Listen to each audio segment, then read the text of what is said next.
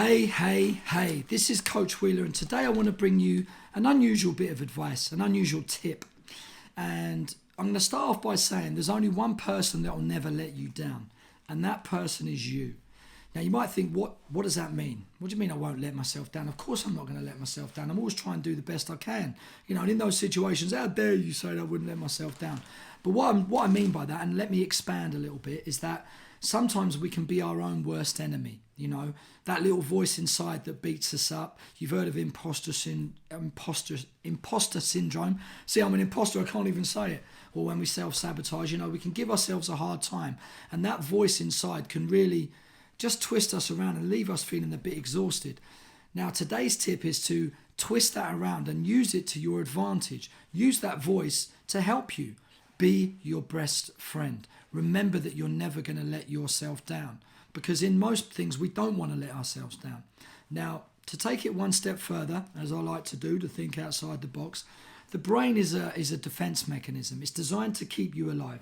Its primal job is to mitigate risk. So if you approach something, it'll think, okay, what's the risk here? That's its job. It doesn't know how to do anything else. So sometimes when we want to be great, or we want to take risks, or we're facing a question that we've been overthinking and going round and round, the brain will always just shut down, go and sit on a sofa, have a bacon sandwich and put your feet up, chill out, don't do anything. And that's the safest course of action. But then our conscious self and us outside will sit here and say, yeah, but that's not what I want. And we go back and we can have that sort of battle with ourselves. I'm sure we've all been there. I definitely have. But they say in logotherapy, they call it Socratic dialogue. And in Gestalt therapy, they call it the two-chair syndrome. Now, the way to look at that, you can research those. They're very clever things. But the thing to do is to ask yourself what you would do.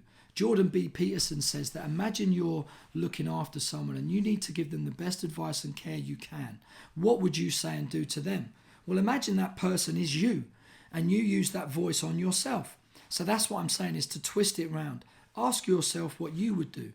I'll give you a scenario that a few years ago, I've been through a few tough times in my life. Those of you who know me will know many of them.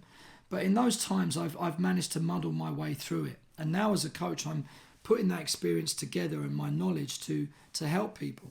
And using this, the Socratic dialogue, and talking to myself and being my best friend, being my best advisor, and asking myself what I would do. I did that one day. Got up one morning, I was feeling a bit exhausted. I'd kind of had a few tough days and I tried different things to get through this moment that I was facing, and nothing was working. So I sat on the edge of the bed and I looked in the mirror and I said, what's happening? What's happening? How are you feeling? I'm like, I don't know, man. I'm really struggling. Like, it's really tough. And I'm like, yeah, I know. We know.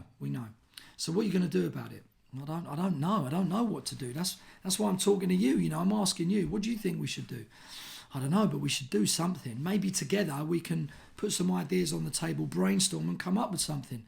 Well, that would be helpful. Yeah, I'd really like that. What would you recommend?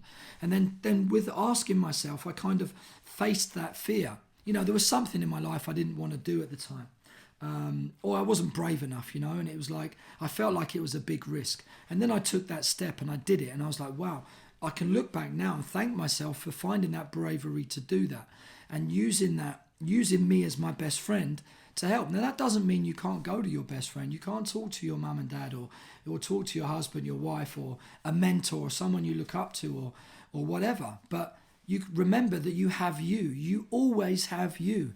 Everywhere you go, you are there. And you can always help yourself. You can be your best friend. Don't self-sabotage. Don't have the imposter syndrome where you build something up and then talk yourself out of it and crush it all.